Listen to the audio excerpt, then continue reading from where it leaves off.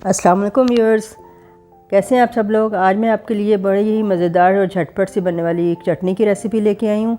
इसके लिए धनिया मैंने धो के रख दिया हुआ है, थोड़ा सा धनिया है, आधी गट्ठी, एक आधा प्याज है, 3 अदर टमाटर, 3 अदर सब्ज़ मिर्चें और 1 नींबू का जूस। ठीक है, ये चीज़ें सब इसमें जाएंगी। सबसे पहले मैंने ब्लेंडर में धनिया को डाला है। धनिया को मैंने अच्छी तरह धो लिया था पहले, और फिर इसकी डंडियाँ काट के आधी आधी मैंने साथ ही रहने दी थी। इसी तरह बनानी है ये। टमाटर भी इसी में डाल दिए, सब्ज़ मिर्चें भी इसी तरह साबुत ही डाल देनी है, और नींबू को मैंने काट के इसका जूस डालना है इसमें। ठीक है, 1 अदद नींबू का जूस इसमें जाएगा, तो ये बड़ी ही लजीज़ और मज़े की झटपट सी चटनी हमारी रेडी हो जाती है।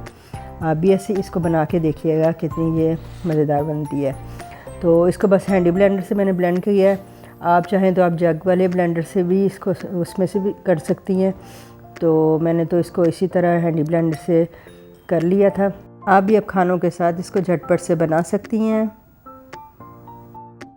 आप चाहें तो इसके लिए जग वाला ब्लेंडर भी यूज़ कर सकते हैं, और इसको इसी तरह मैंने ब्लेंडर से अच्छी तरह से इसको ब्लेंड कर लिया है। अच्छी तरह से पिस गई है ये चटनी। देखिए, टमाटरों के अपने पानी से ही ये पिस गई है।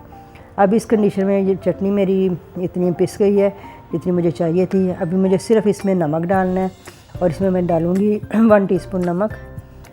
बस इतने, और कुछ भी नहीं मैंने डाला, सिर्फ वही मिर्चें डाली हैं आपके सामने जो इसमें सब्ज़ मिर्चें डाली है, नमक डाला है। देखिए जी, झटपट सी हमारी मज़ेदार सी चटनी रेडी हो गई है। इसको किसी भी बारबेक्यू के साथ, किसी भी खाने के साथ यूज़ कर सकते हैं। आपको पसंद आ जाए लाइक शेयर कीजिएगा। देखने के लिए बहुत बहुत शुक्रिया।